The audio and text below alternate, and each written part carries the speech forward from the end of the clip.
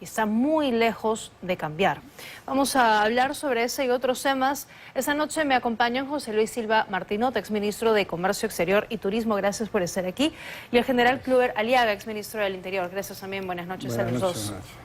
A ver, decíamos al inicio del programa, denuncias por extorsión que han incrementado en 36% solo en Lima, en comparación al año pasado.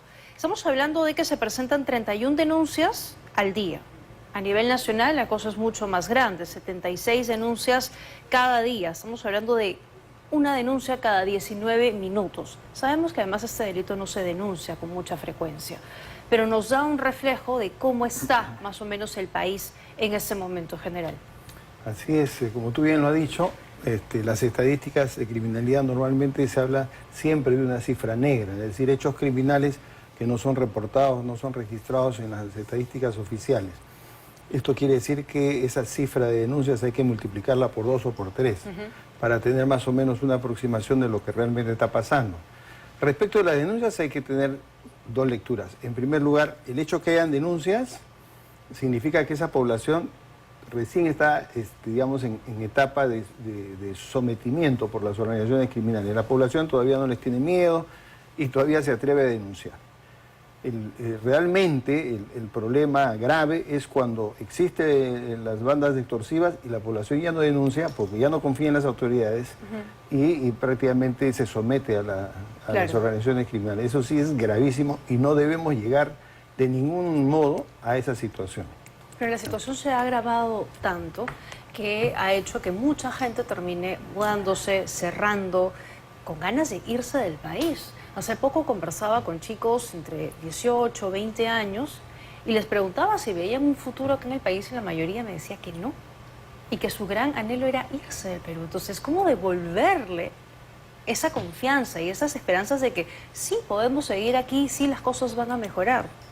Lamentablemente vamos a tener que esperar al 2026 a que haya el cambio de gobierno, porque pareciese que no hubiera la intención de hacer absolutamente nada al respecto. Sí es cierto, se declara zonas de emergencia, se declaran algunas medidas, pero al final no se logra absolutamente nada.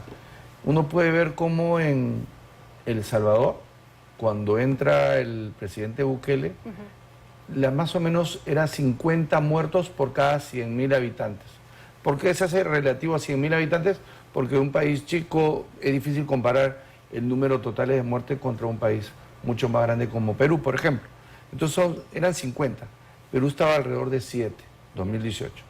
Ya, hoy día El Salvador está en 1 por cada 100.000 asesinados. Simplemente se tomó la decisión. Y no podemos decir que la violencia en el Perú es peor que la de El Salvador. Mucho peor eran los maras salvatruchas en El Salvador. No podemos decir que la economía salvadoreña es más grande que la peruana es muchísimo más grande y la cantidad de recursos disponibles es mayor aún. Entonces es simplemente tomar la decisión de hacer las cosas bien. No se necesita tener a un salvador o una persona que con las características del señor Bukele. Lo que se necesita es tener una persona que realmente quiera hacer las cosas bien. De acuerdo, de acuerdo. Pero claro, también lo escucho y este gobierno no va a hacer absolutamente nada por lo que estamos viendo y habrá que esperar más de un año hasta que se vaya Dina Boluarte en compañía y con la esperanza de que el próximo gobierno, con lo que le tome instalarse y todo eso, comience a hacer. ¿Y mientras tanto qué? Lamentablemente vamos a estar, por decirlo de alguna manera, en ascuas esperando qué pueda suceder. Es lamentable, sí. Pero de repente va a sonar raro lo que voy a decir, pero estamos por debajo del promedio de muertes en la región.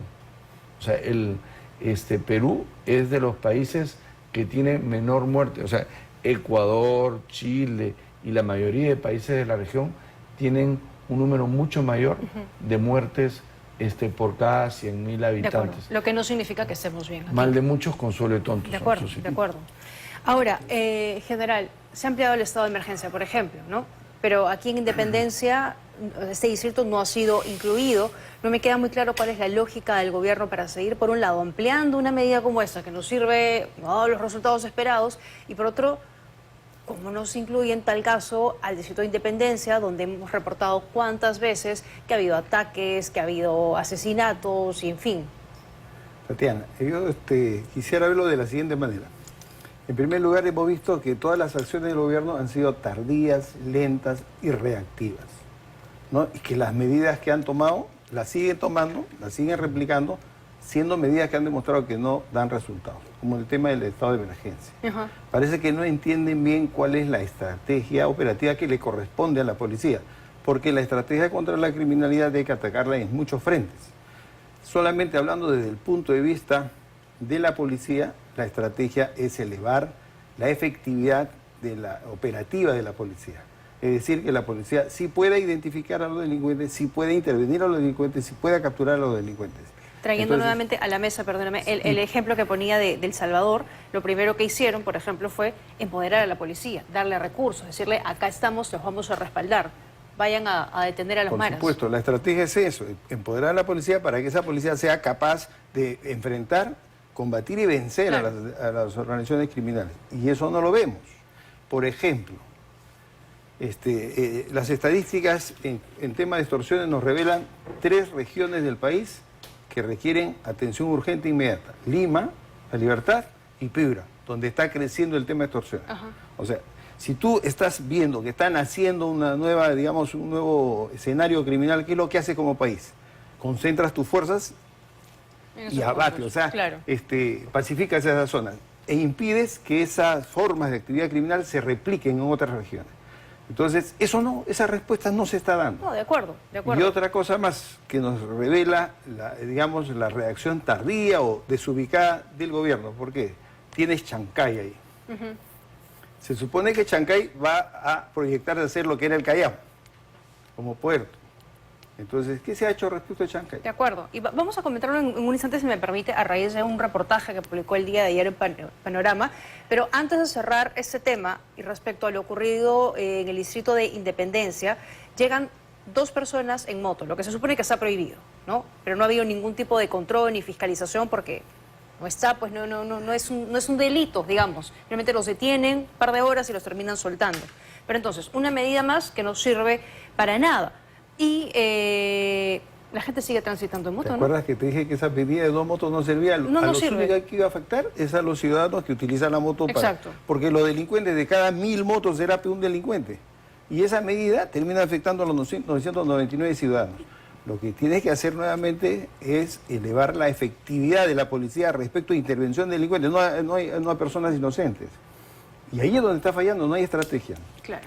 ¿No? Y hablando de motos, porque, claro, hay muchos restaurantes, por ejemplo, que trabajan con motos y a partir de este jueves se les va a exigir que lleven un chaleco con la placa, un casco también para poder identificarlos. Y ya hay muchos motociclistas que trabajan, utilizan la moto y dicen, caramba, ¿cómo hago para adquirir todos esos implementos que me van a pedir ahora? Entonces, también, como decía el general, genera esto algún tipo de incomodidad a los inocentes, ¿no? Lamentablemente las normas las cumple el formal, las cumple la gente buena y el delincuente Eso se es cierto. zurra en ellas. Entonces, eso de que 2 personas no pueden ir en una moto puede sonar interesante, pero ahora llegan en carro, llegan caminando, llegan corriendo. Claro. Eso lamentablemente no es lo que requiere nuestro país. Lo que requiere, como bien dice el general, es 1, estrategia y 2, decisión de la Presidente. La Presidente tiene que darle de alguna manera la capacidad a la policía de que va a poder actuar y que no va a ser enjuiciada, porque si hay un enfrentamiento entre 3 ladrones y 3 policías, adivina quién va a ser denunciado. El policía, porque el ladrón va a salir suelto en 2 o 3 días. Ujú, claro, de acuerdo. Y me decía Esclica, el ministro del Interior que ha hablado hoy respecto a ese tema, y justamente le decían, va a haber algunos inocentes que se van a ver afectados, algunas personas que trabajan, digamos, y que requieren utilizar la moto, y lo que él decía, bueno, sí, la afectación será porque estéticamente no se van a ver tan bien. Esa ha sido la respuesta, pueden creerlo, del ministro del Interior, o sea, hablando de la estética, de si el chaleco les va a ir bien o no les va a ir bien, el caso con la placa ahí tan grande y tan visible. O sea, ¿qué podemos esperar? Bueno, eso sinceramente es un absurdo. Es un absurdo en el sentido de que, en principio, si tú eres médico, tú sabes que puede haber ahí, digamos, un daño colateral, pero tú vas a salvar la vida. Tú eres policía, tú no estás pensando en hacerle daño a la gente, tú vas a hacer tu trabajo al 100% bien. Y si algo sale mal es porque es una cosa fortuita, porque hubo un pequeño error que no fue ni voluntario, ¿no? Pero tú no vas a ir a iniciar digamos, un plan operativo ya pensando que vas a tener que pedirle a la población que tenga que soportarte un margen de 20% de error. O sea, así no funcionan las cosas. Todo funcionario público tiene que apuntar a que sus acciones sean 100% efectivas. Y si nosotros notamos, la población nota que ese esfuerzo va en ese sentido y que ha habido por ahí algún error, un desliz, se le perdona, pues entonces no es voluntario. En Ecuador el presidente Noboa le dice a las fuerzas policiales, antes de cualquier operativo, que él personalmente lo va a indultar o lo va a apoyar si es que por A o B los fiscales los denuncian por algún motivo. Entonces ya la policía va sabiendo que puede hacer correctamente su trabajo y no preocuparse por terminar denunciados. Claro. Y muchos policías dejan de hacer su trabajo. Acordémonos de ese policía en Surco que venía el delincuente con la pistola y él prefirió no disparar para evitar tener problemas y terminó con un balazo en la cara. De acuerdo, sí, fue terrible esa oportunidad. Ahora, lo que usted mencionaba, Chancay.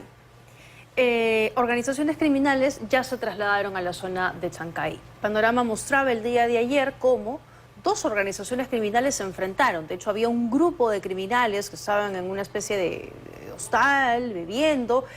Ingresan dos sicarios, estamos viendo las imágenes, comienzan a disparar porque en ese grupo estaba el cabecilla de una organización criminal. ¿Y qué pasa? Que se están disputando el cobro de cupos, porque muchas inmobiliarias han llegado a la zona, han comenzado a construir, a levantar proyectos y hay ya grupos criminales que se han trasladado a este punto, aprovechando la falta de control estatal. Chancay, que es una pieza clave para el desarrollo económico del país, donde recién, digamos, la cosa está caminando y este es ya el panorama. Lo que hay que reconocer es que Chancay tiene un extraordinario alcalde y que ha venido trabajando de la mano con los que han desarrollado el puerto de Chancay, con la gente de Cosco Shipping, ¿ya? Y han previsto todo. Es más, todos los proyectos de inversión de alguna manera han sido financiados por la misma gente del puerto. Ya tienen el proyecto listo para la comisaría, tienen el proyecto para poner cámaras, tienen todo, pero lamentablemente no le dan los recursos que el Estado, no le dan los policías para que puedan ir a Chancay. Claro. Chancay hoy día es la puerta no del Perú, de Sudamérica hacia el Asia, y era lógico que se mudaran delincuentes del Callao y de otros lados para poder hacer sus lamentablemente malos hechos. Pero todo llega tarde, ¿no? O sea, el puerto, el megapuerto, no se ha construido de un momento para otro. Y esas cosas que usted comenta que están en planes pudieron haberse ejecutado de manera paralela. Lo mismo va a pasar ahora con el aeropuerto, que se va a inaugurar en las próximas semanas, y no hay vías tampoco. O sea, no se hizo nada en los alrededores de obras importantes. Pero, ojo, no se ha hecho por el gobierno central. Claro. No es un tema del gobierno local, porque el gobierno local hizo hasta donde pudo, pero no es parte de su responsabilidad el hacer carreteras, el hacer puentes. Eso no es responsabilidad del gobierno local. Sin duda, sin duda. Además, he pasado por ahí hace 2 semanas, el puente sigue caído, un tráfico atroz, sea la hora que sea, y nada de eso se resuelve con la celeridad que debería. General, hay 3 organizaciones criminales por lo menos identificadas por parte de la policía. Algunas de ellas, entiendo, habrían migrado desde el Callao a la zona. Los monos de Quetepampa, los Antitren, PHS, grupos conformados por extranjeros y peruanos que ya se están disputando el control de cupos en esta zona del país. Claro, aquí a mí lo que me llama la atención, Tatiana, es que el Estado tiene una Dirección Nacional de Inteligencia, lo que antes era el SIN. Y esa Dirección Nacional de Inteligencia debe producir inteligencia predictiva. Es decir, te va monitoreando todo lo que sucede en el país y te va diciendo, advirtiendo al gobierno, al presidente le va diciendo, mire, estamos haciendo este puerto, necesitamos darle la cobertura de seguridad, hay que adelantarnos, hay que tomar posición nosotros, hay que dominar la escena con la finalidad de asegurar el comercio internacional. Eso me imagino que estarán en las apreciaciones de inteligencia con la anticipación debida. Ahora, la inacción del gobierno deja mucho que desear en ese tema. Y sabiendo de que los delincuentes son oportunistas, o sea, los delincuentes se van a patas por el oro, se van a los lugares donde hay, actividad económica para hacer extorsiones, otro tipo de negocios ilícitos. Entonces, es muy lógico que va a haber una migración, no solamente de delincuentes chalacos que tienen amplia experiencia en lo que es preñado esto se advirtió hace años. Digamos, embarcar drogas para su exportación al exterior. El negocio del narcotráfico del Callao tiene varios frentes. Entonces ellos ya dominan todos los mercados, inclusive los propios trabajadores de las embarcaciones navieras, por el tránsito que hacen de 18 o 20 días o más en barco, entonces muchos de ellos consumen droga, inclusive ellos le proveen la droga para todo el viaje de regreso. Entonces hay un fuerte comercio de drogas que ellos los manejan por muchísimos años y es lógico que frente a la apertura de un nuevo puerto iban a tratar de cubrir eso. Y lo hacen de diversas formas, o sea, primero, aparte de algunos delincuentes se infiltran ahí para hacer trabajo, para trabajar en las empresas, en el embarque, en el desembarque, y también lo que hacen son captar a los que ya trabajan, que no pertenecen a la organización criminal, bajo amenaza. Primero por las buenas y no por las malas, pero con la finalidad de que faciliten las actividades ilícitas. Eso ya se sabe, o sea, eso no es nada nuevo. Sí, de acuerdo. Eso ya se conoce. Ahora, lo que llama la atención es por qué no se da la respuesta adecuada de parte del gobierno. ¿Por qué? Porque la presidenta no se entera de lo que pasa o no se quiere enterar. La semana pasada que hubo un paro de transportistas, ya perdió la cuenta de cuántos paros vamos desde septiembre hasta la actualidad, y la presidenta decía, ustedes han sentido el paro porque nosotros no. Esa es la respuesta que da el gobierno. Y luego sale el ministro de Trabajo a decir, los países desarrollados no avanzan cuando hay paros. Entonces, esa es la lectura que tiene este gobierno, ¿no? La lectura de minimizar, no ver lo que está pasando en la realidad o tratar de contarnos otra historia, otro cuento. ¿Cómo lo ve usted? A ver, es cierto, o sea, en la parte comunicacional el gobierno no ata ni desata.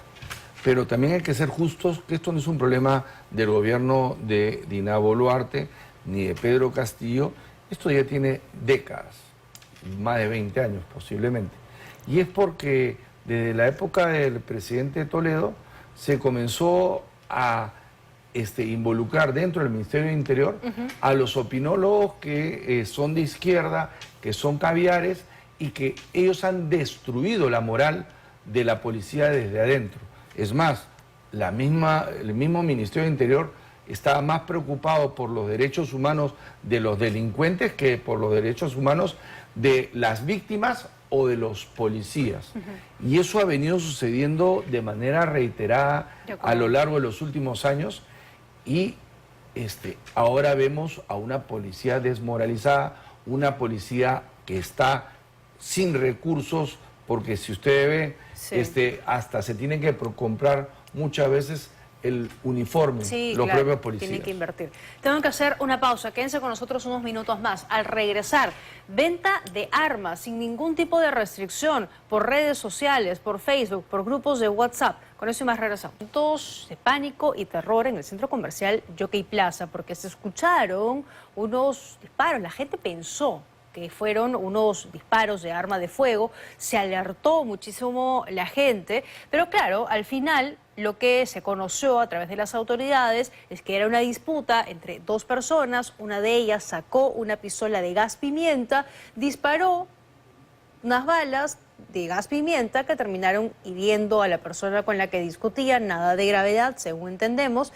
pero definitivamente Es tal el nivel de inseguridad que se vive en el país que una situación como esta genera mucho pánico, despierta alertas, alarmas en la población, porque claro, si uno escucha una detonación no se va a poner a pensar en ese momento, ¿será una pistola de gas pimienta o será una llanta que ha reventado? Automáticamente uno cree, caramba, están disparando, ¿qué está pasando en este centro comercial? Y evidencia también lo alterada que está la tranquilidad de la sociedad peruana. Y aquí le pregunto, general, estamos hablando de armas técnicamente, bueno, no letales, pero que de todas maneras generan lesiones y están en manos de civiles. Lo que pasa es que las armas, todas las armas son letales, sino que algunas que son menos letales, pero mal utilizadas pueden acabar la vida de una persona. Muchas veces, digamos, un arma que supuestamente, por ejemplo, un choque eléctrico que no debe matar, si esa persona tiene ya algunos problemas de salud, lo pueden terminar matando. Exacto. Es decir, una vara tonfa mal utilizada puede acabar la vida de otra persona. Claro. Entonces, hay que saber utilizar las armas en el momento oportuno y hay que saber utilizar la fuerza. No se trata de exponer a un policía que se ponga a balazos con un delincuente. Se supone que las fuerzas de seguridad, como yo las he empleado siempre, han sido de manera organizada y planificada. Nunca un policía solo, siempre con superioridad de armas y números, siempre. Y de cacería al delincuente, no esperar que el delincuente accione. Sí, pero acá estamos hablando de civiles. Entonces, civiles sí, que se están armando. No, lo que te digo. Entonces, lo que voy es a la lógica, ¿no? A la lógica que hay en los políticos. ¿Y cuál debe ser la lógica? La lógica debe ser de que debemos tener fuerzas preparadas para actuar con anticipación, con previsión, adelantarse a los hechos y no actuar de manera reactiva. Hay que esperar que suceda un evento criminal, donde de todas maneras va a haber, digamos, un tipo de desenlace, sí. Claro. Ahora, lo cierto es que el número, la venta de armas no letales como esta y otras ha incrementado en el país. Y la venta de armas de fuego también. De hecho, Perú 21 publica un reportaje bastante completo donde habla de esto. Y ahí están, por ejemplo, las imágenes que ellos publican, ¿no? Y están los costos.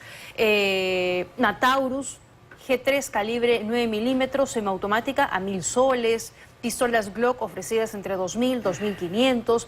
Arex Delta 3.000. Arex 01 hasta 4.000 y una transacción que se hace sin solicitar documentación como licencias para portar armas ni nada de esto, y se promueven frases en las publicaciones que salen en estos grupos como un arma no es violencia, es protección, protégete a ti, nadie más lo hará, la policía tarda, tú no puedes esperar, justificando de esa manera la compra inmediata sin ningún tipo de filtros ni capacitación, y alertando y alentando de alguna manera también a civiles inexpertos a armarse. Esas armas tienen que ser robadas, tienen que ser contrabando o obtenidas de forma ilícita, porque las que vienen formalmente son registradas y se lleva una contabilidad de esas armas, lo cual a mí me sorprende que esto sea tan fácil y que la policía inmediatamente no les caiga encima. Lo que no hemos hablado es que esa tendencia a armarse las personas ya es algo que viene sucediendo en las compañías. O sea, las compañías tienen que ser custodiadas por vigilantes armados para poder tener la tranquilidad de que no suceda nada. Esos sobrecostos que se tiene hacen que nos volvamos menos competitivos en el mercado internacional, y podemos hablar de otros sobrecostos que se tienen que normalmente deberían de ser cubiertos. La seguridad es obligación del Estado de brindarlas, no el autoprotegerse o darse seguridad uno mismo. Porque qué riesgoso, ¿no? O sea, claro, el SUCAMEC se autorizan las armas, se dan los permisos, hay armerías además que tienen el registro donde efectivamente se puede comprar un arma si cumple con los requisitos, pero de esta manera cualquier persona con 1.000 soles puede adquirir un arma y salir a enfrentarse a la calle porque considera que el Estado no le está brindando la seguridad, ya lo tiene que hacer. O sea, qué riesgo ¿no? Totalmente, o sea, y probablemente ni siquiera hay que ser mayor de edad, entonces un chiquillo de 15 años puede comprar un arma y dedicarse al sicariato o al asalto. Qué peligroso, de verdad. La inseguridad ha dejado de ser una percepción para convertirse en una realidad y esto es parte del problema. Lo peligroso es que la mayor demanda de esas armas es de la propia delincuencia. O sea, si no hay un control sobre el tráfico de armas, claro, no van a ir necesariamente a empresarios que van a protegerse. Algún porcentaje puede ser, pero los que más buscan armas son los delincuentes para poder hacer sus fechorías. Así que para combatir este tipo de negocio que se hace a través de las redes, hay que incidir nuevamente en que necesitamos potenciar lo que es la ciberpolicía, ¿no? Esa policía que combata, prevenga y investigue todos los delitos que se cometen a través de en este caso, el 100% de los que compran saben que están comprando algo que es ilegal, por lo tanto se convierten en delincuentes. Todo el que compra ahí es un delincuente, porque para poder comprar un arma, tiene que ser un arma que ha sido importada legalmente y para eso te piden licencia, te piden los permisos necesarios. Entonces, estas armas son para los delincuentes, no es para las personas comunes y corrientes que quieren... la compras en una armería oficial, exactamente, claro, no de esta manera. La idea es que si alguna persona honesta, por protección, la quiere adquirir, va a cometer el delito de posesión de arma de fuego, ¿no? De acuerdo, pero alguien que tiene además un permiso para portar armas, conoce el proceso, ¿no? Sabe dónde se deben comprar, dónde se deberían comprar las armas. Me voy a una nueva pausa. Al regresar, un nuevo problema. El gobierno ha promulgado el reglamento para ampliar el Reinfo. Y lo cierto es que ahora nos incluye la novedad que la titularidad se puede transferir o heredar. Especialistas advierten que eso podría perpetuar el régimen que ha servido como un paraguas para la minería ilegal. Bien, estamos de regreso con el decreto supremo que se ha publicado el día de ayer que reglamenta la ley que amplía el Reinfo. Se convierte en un documento hereditario este régimen, ¿no? Se va a poder pasar, por ejemplo, de padres a hijos y esto que comenzó en el 2002 y tenía carácter de temporal, ya tiene muchísimos años, solo ha logrado que 2.000 mineros se formalicen, hay como 80.000 que siguen siendo parte del Reinfo. Especialistas alertan que esto podría convertirse en algo más permanente al tener ese carácter de hereditario. ¿Cuál es su análisis, señor Silva Martinot? No conozco el detalle de la norma. Tengo entendido que han habido algunos cambios, además del tema de la posibilidad de volverse hereditario. Lo cierto es que vence en junio y se podrá prolongar hasta diciembre. Y yo espero que ahí se acabe. Bueno, será para, si alguien muere, heredará hasta diciembre esta forma de poder, de alguna manera, legalizar la informalidad. Pero creo que para todos está claro que hay los informales y los ilegales, pero hay una línea gris muy difícil de determinar. Lo que tenemos que hacer es, como país, promover que todo el mundo sea legal. Si el 80% de la economía, 75% de la economía es informal, nunca vamos a poder salir de este subdesarrollo. Lo que el país necesita es que todas las personas estén en planillas, que todas las personas tributen y que de alguna manera nos acerquemos un poquito más a lo que es un país desarrollado. De acuerdo, de acuerdo. El riesgo es lo que también comentábamos, que esto ha servido para que mineros ilegales se incluyan, se pongan dentro del Reinfo y al final terminen pues sacando oro y camiones y camiones y camiones y no hay ningún tipo de control, ¿no? Por ejemplo, en la zona de Patas hay apenas una ruta, una vía, una garita que tiene un policía ahí, entonces no hay ningún tipo de control. Efectivamente, el Estado nuevamente falla en su política de impulsar el desarrollo económico, las inversiones mineras. La formalización es un tema básico, fundamental, si queremos hacer cualquier cosa, impulsar el desarrollo nacional. Eso es clarísimo. Y no vemos que los diversos congresos que ha habido durante tantos años hayan caminado un paso en ese sentido. Lo que denota que tienen una tremenda responsabilidad. ¿Por qué no lo han hecho?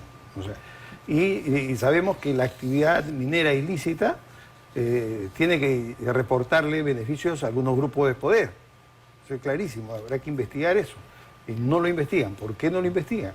Entonces hay muchas preguntas que no tienen respuesta y Se que mueve muchísimo dinero. siempre apuntan a una clase política que está mirando a otro lado o que quizás tiene intereses contrapuestos. Pero en el Congreso hay congresistas, de hecho, que tienen intereses particulares, ¿no? Han legislado a favor de la minería ilegal, han ampliado el reinfo, han tenido ya 6 meses y no han hecho nada por la ley MAPE, o sea, de verdad que hay una demora. La ley MAPE la tiene que promover, empujar el gobierno central. Debería, sí. ¿no? Ahora, lo que sí es increíble es cómo tenemos más de 80.000 mineros informales y a la minería formal se le pide una tramitología gigante que cuesta muchísimo dinero y también hay mucha gente que se opone a la minería formal. Sí. La pregunta es por qué una Verónica Mendoza o toda esta gente que dice luchar por el pueblo se opone ante la minería formal. Pero cuando hablamos de minería informal, donde hay trata de blancos, donde hay lavado de dinero, donde se mezcla la minería informal con la droga. Una contaminación absoluta, claro. Por supuesto. O sea, el mercurio en los ríos de la selva, lo utilizan y lo tiran libremente, pero de eso la gente de izquierda no dice absolutamente nada. ¿Por qué? Porque de alguna manera son financiados por el narcotráfico, por la minería informal. Son gente que no les interesa que el país salga adelante, porque es bien claro, la izquierda siempre piensa que mientras más pobre sea la población, van a poderse perpetuar más tiempo en el cargo. Terrible. Tengo que ir a una última pausa. Quédense con nosotros unos minutos más. Al volver, hablamos también de la presidenta Dina Boluarte. Estuvo en el Vaticano, lo logró. Estuvo junto al Papa León XIV.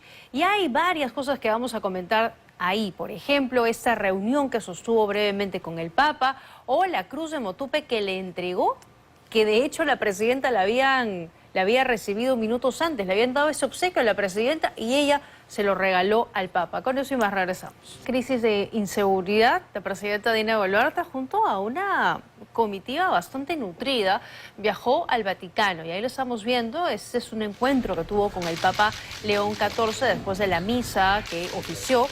Y aquí varias cosas, ¿no? Hay algo que ha sido catalogado por algunos medios como las fake news del gobierno. ¿Por qué? Porque, por ejemplo, ese encuentro que sostuvo con el Papa León, las redes, las cuentas oficiales de presidencia lo calificaron como una audiencia extraordinaria, que ya especialistas en el tema de Vaticano han explicado que ese término como tal no existe. Hay audiencias oficiales que son públicas o privadas, pero audiencia extraordinaria como tal no ocurre, porque además se dan en otro espacio, como por ejemplo en el que estuvo junto al presidente de Ucrania, Volodymyr Zelensky. Así que esto ha sido más que todo un encuentro casual, un saludo breve que ha tenido con la mandataria, pero no una audiencia extraordinaria como sostuvo Presidencia. Y ese es el otro momento, donde Presidencia dice, como muestra el profundo vínculo espiritual entre el pueblo peruano y su santidad, la jefa de Estado le obsequió una cruz de Motupe, símbolo de fe y devoción de nuestro país.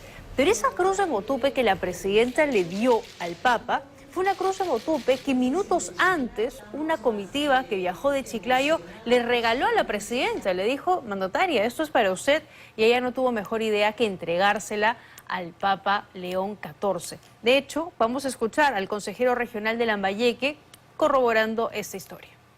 Y en el besamano, pues, nos encontramos ahí también con la señora Dina Boluarte. En ese momento nosotros habíamos traído 10 cadenas con su cruce de la Cruz de Motupe para entregarlas. Y entonces el gobernador regional, una cruz que yo se la di al gobernador y se la obsequió a la señora Dina Boluarte. La presidenta vio la cruz, se emocionó mucho con la cruz, besó la cruz y la llevó en sus manos. Posteriormente nos hemos enterado que la doctora Dina Boluarte había entregado la cruz de Motupe al padre y nos sentimos muy contentos. Posteriormente, lógicamente, que yo también traje otra cruz y también se la entregué al Papa. A toda la señora Rosita, hasta su hijo Richard Acuña, toda la familia han estado acá también. Bueno, a ver, ¿qué les parece como gesto político, no? Que la presidenta haya viajado y estas dos cosas en particular que han ocurrido. Como gesto político, yo creo que el Papa es peruano. Es la primera vez en la historia del Perú que tenemos un Papa peruano. Y bueno, políticamente yo creo que es adecuado ir y que el presidente esté en la investidura, digamos que asuma el cargo de Papa, ¿no? ¿Ya? Ahora, el momento no fue el más propicio porque estamos en una situación de grave crisis de seguridad ciudadana, pero entendemos que conociendo lo que ha hecho la presidenta, que vaya o que no vaya, no va a afectar, no va a variar mucho la estrategia contra la inseguridad ciudadana. Así que en ese extremo, por ese lado yo creo que hemos cumplido.